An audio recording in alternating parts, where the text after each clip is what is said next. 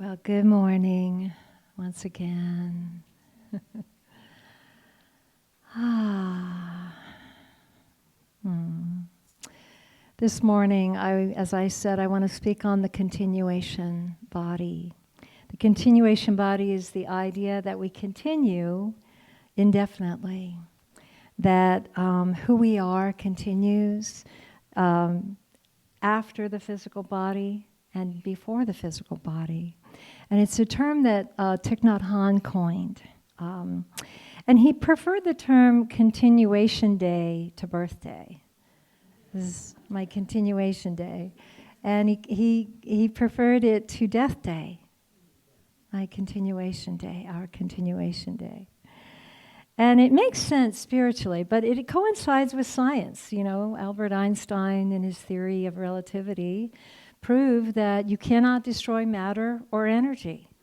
You can just change it. You can change it. It can change form, but it cannot be destroyed.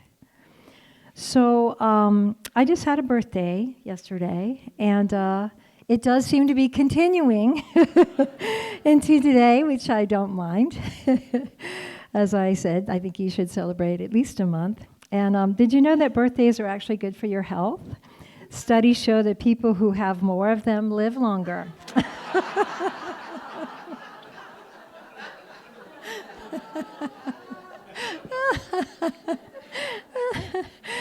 Oh, this friend I know had a surprise birthday party for their dog. I thought it was odd, you know, but I went I went with an open mind to just see, okay, what the heck is this about? And to be fair, the dog was surprised. He didn't know it was his birthday. In fact, he didn't even know he had a birthday. In fact, I'm pretty sure dogs don't keep track, you know, like humans. Have you noticed, you know, when you leave the house, you go to the store, you come back, it's like you went to the moon for 6 months, right? Dogs are such great teachers. They're such great teachers about being present and also being happy to see each other again. Anytime, every time, right? So birth and death, they are the most singular event that any of us experience. And yet they're not absolute beginnings or endings. They're not absolute beginnings or endings. They are a continuous cycle of transformation. Look at nature. Nature teaches that everywhere, right? So Thich Nhat Hanh liked to say that birth and death are only a game of hide and seek. Like a door we go in and out of, and in and out of. So my last 2 weeks have been a contemplation of birth and death, you know, being with Jean, you know, and holding space for Jean Houston as she was transitioning. And then just having a birthday, and, you know, I've just been contemplating that dash that we see on the tombstone between the birthday and the death day, that dash. That's our life right there. You know, and I've just been so aware of that dash, right? that represents our life, and it feels all too brief when death comes. And it feels so precious, that dash. So I wrote a poem for Jean, and I am so not a poet, but I wrote a poem for Jean the day after she passed. I'd like to share with you. Some of you heard it at the vigil. Oh, Jean, dear Jean, have you become everything? How grief consumes, and yet I attune to realms of beauty you now merge into. You changed me for sure. You opened the door to knowing there's more to ever explore. A spiritual mother, a love like no other. Your home is my heart as it shatters apart. Yet I venture near and realize, my dear, we are closer than ever. Without thought, you are here. And this love is forever. It's timeless and near. My heart is with you forever, my dear. Oh, thank you. Jean once wrote, "The soul is the essence of who and what we are. It transcends our leaving this mortal coil." So the idea of the soul is very much like this idea of the continuation body. It's the idea of a deathless self, an eternal being. And I know many of you have had the experience, I know I'm preaching to the choir here every Sunday, that you've had the experience of getting still and quieting the mind and expanding beyond the sense of your body. You know, whether it's out in nature or with a loved one, in a moment of deep intimacy, or intimacy with the divine, we expand beyond the physical. We know we are more, and we experience ourselves as consciousness. And when we do, then when we're back in the body, identifying with the body, it's more like a suit we're wearing, right? Like Emmanuel said, death is like taking off a tight pair of shoes. I think it's a little more than that, but that's encouraging. The Buddha said, "There is neither birth nor death. When conditions are sufficient, the thing manifests, and when they are not sufficient, the thing remains hidden." The thing remains hidden. So if we are quiet inside and open, we can attune to the energy body and adjust to a new way of relating with someone who's no longer in the physical. I remember telling my mom just 1 month before she passed 3 years ago, I remember telling her about my dear friend that I had just found out had advanced cancer and wasn't long of the world. And I remember my mom's response. She was very tender, and she took a moment, and then she said, "Well, Kathy, I know you're sad, and you want me to feel the sadness with you, but I have a different view. I have a different way that I look at it. I am really looking forward. I think there's something really wonderful that I'm going towards, that I'm going to experience. And I look forward to it. I don't feel sadness about it at all." So that was so comforting for me when she passed a month later. Yeah, that was so incredibly, that brought me comfort to remember that. So, what I loved about Jean, so many things, but what I loved was she was always filled with a sense of wonder. And she was always so curious about life. And she was always learning and always open and filled with wonder and awe and fascinated by life. And so I just feel like she's full of wonder right now, exploring these new realms, these much more expansive realms and possibilities and reality in a lighter, ascended energy body, right? So, of course, the age-old question, and I've pondered this question forever, and so has every religion ever known to man. But the age-old question is, what happens in the journey of the soul? I am so incredibly curious, and I do ponder it. And being with my mom and her process and my dad, I have a sense. I certainly have a sense, and I have put together feelings about it from direct experience of consciousness. But there are two great spiritual masters and their stories of how they transcended death in different ways that are worth considering, and of course that's Jesus and Buddha. You know the story of Jesus' resurrection. He died and after 3 days rose into a resurrected body. And there's something important about those 3 days. There's something important. I think it's important if one is cremated or buried to wait, if possible, for those 3 days.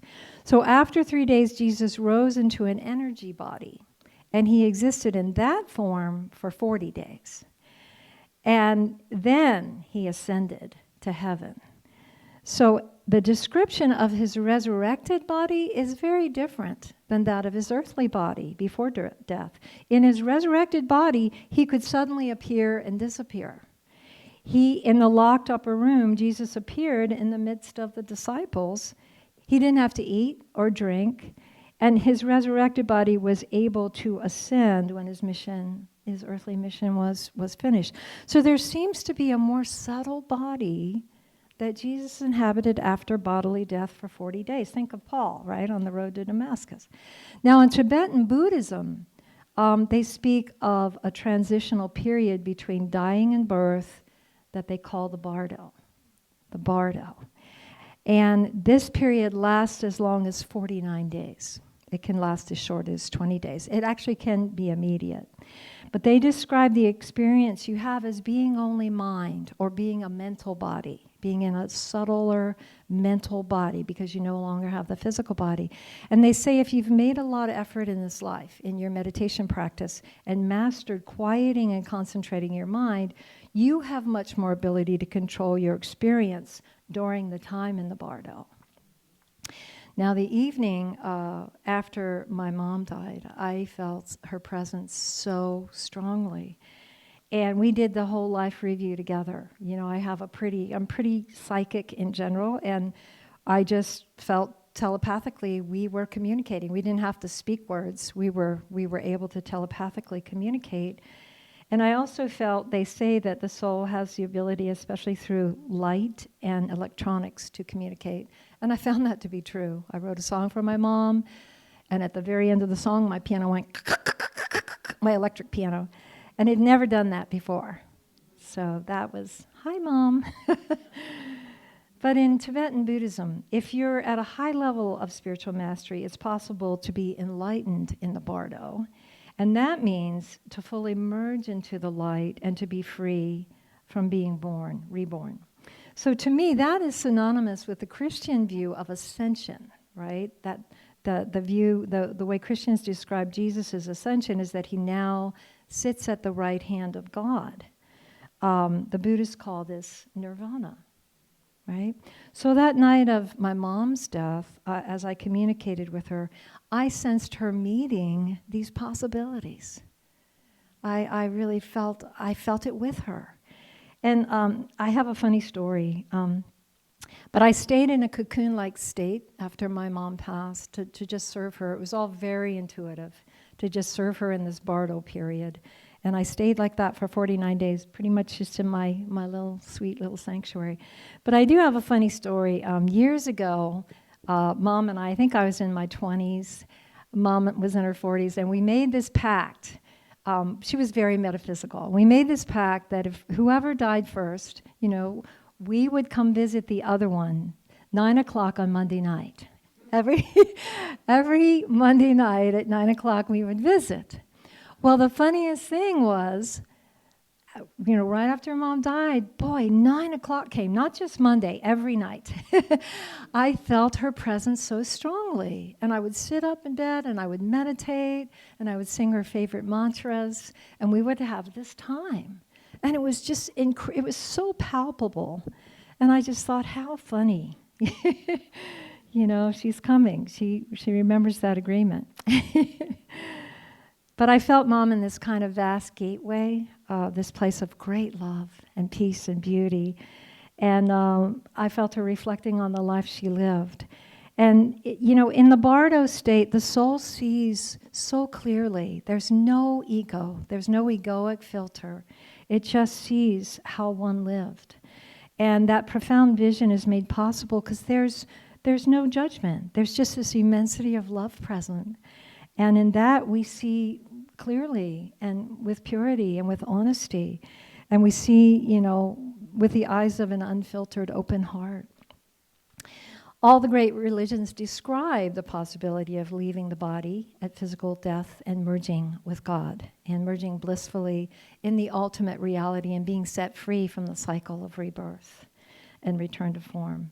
So if we're truly done here, I believe we can make that choice if we've lived a deeply conscious life. I believe we can also choose to incarnate again if we want.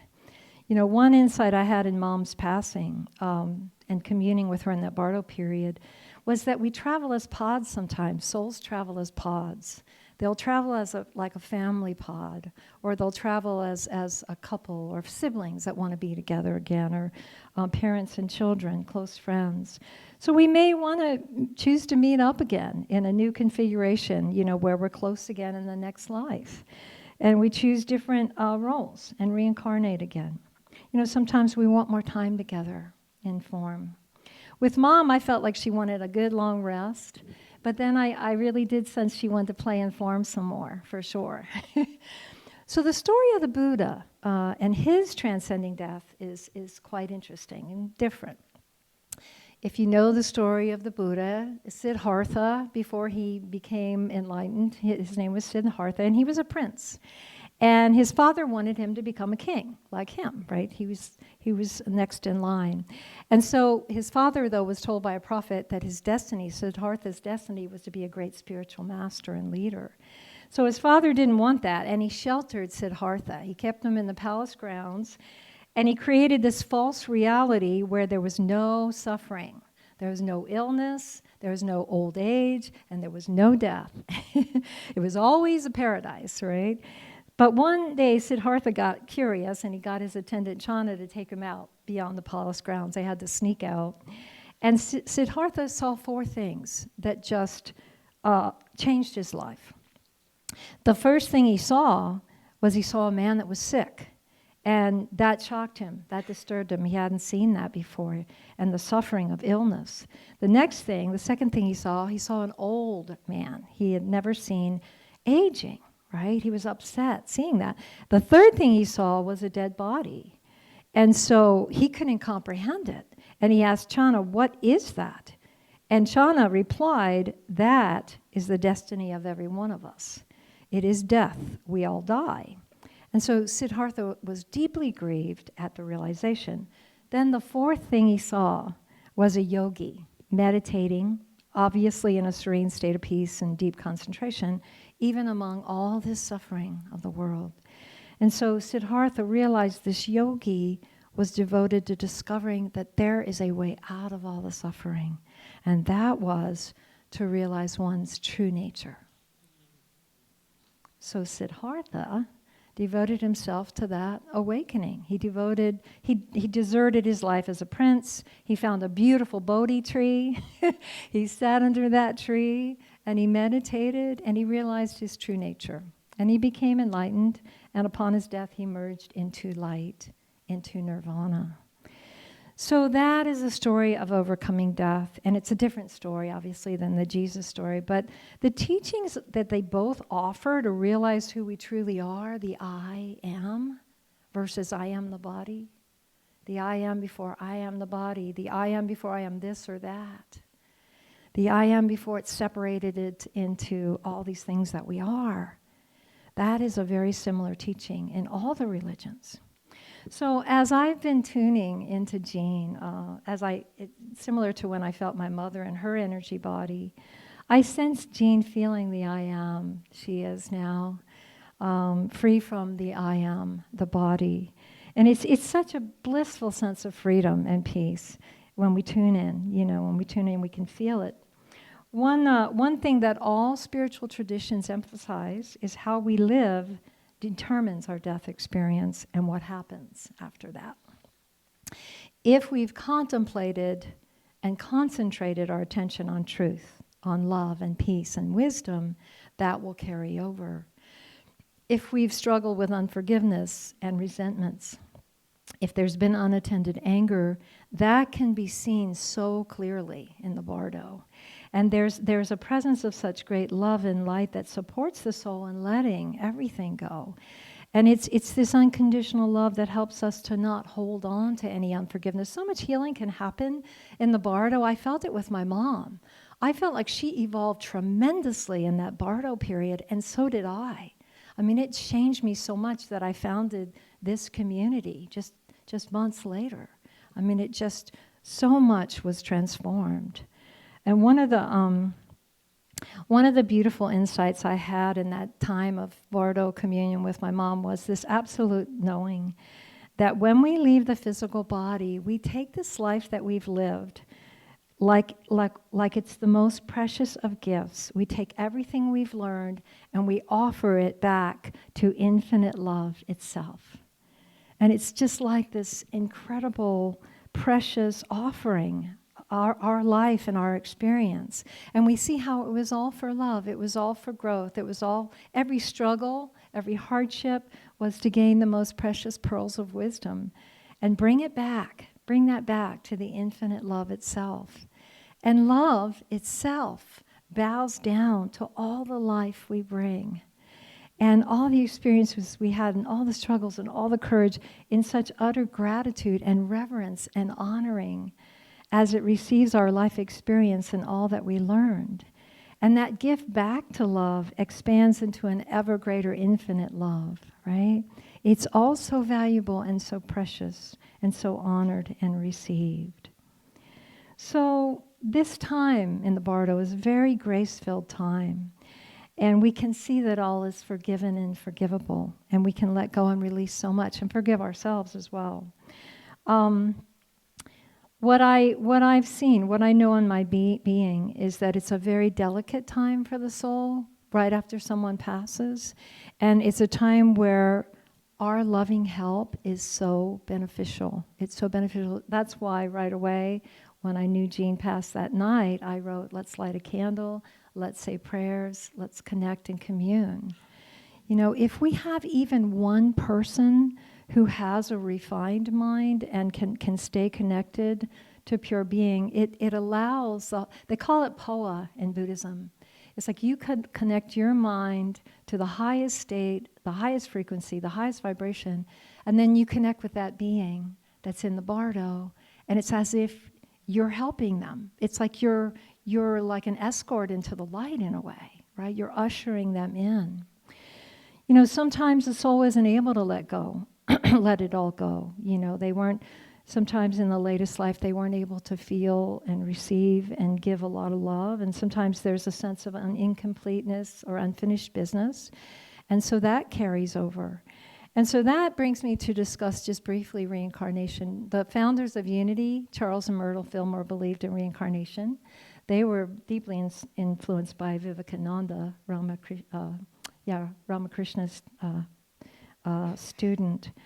So the great source of life that holds us so tenderly, it allows us all the time we need, all the time we want to be here, to explore, to learn, to grow, and evolve in love. And so I believe if we want to be reincarnated with our nearest and dearest, we can. And I think if we've completed Earth School and done the work to free ourselves of all limitation, of all negative emotion, that our minds can easily merge in the absolute being. And we can experience liberation in the bardo period. We may want more lives together in form, and that's fine, that's okay.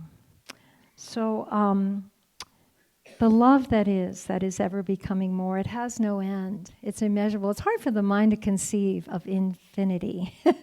An infinite love, it's ever becoming more. It's this vast, ever becoming moreness. But Elizabeth Kubler-Ross said it so beautifully when she said, love is really the only thing we can possess. It's the only thing we can keep with us and take with us. So as I close, I just invite you to think on these things and consider the continuation body you are as life itself. You know, we not only continue in that you cannot destroy matter or energy, but, you know, we continue in our thoughts, in our actions, in our deeds, in the way we lived. And like I feel Jean so much in this room this morning. I feel her presence, you know, and all her teachings and all the ways she inspired us. She lives on in us in many ways. The continuation body is wide. It's very wide and great. So may all of us, wherever we are in our continuation body, may all beings be at peace and be happy and be free. Thank you all. Namaste.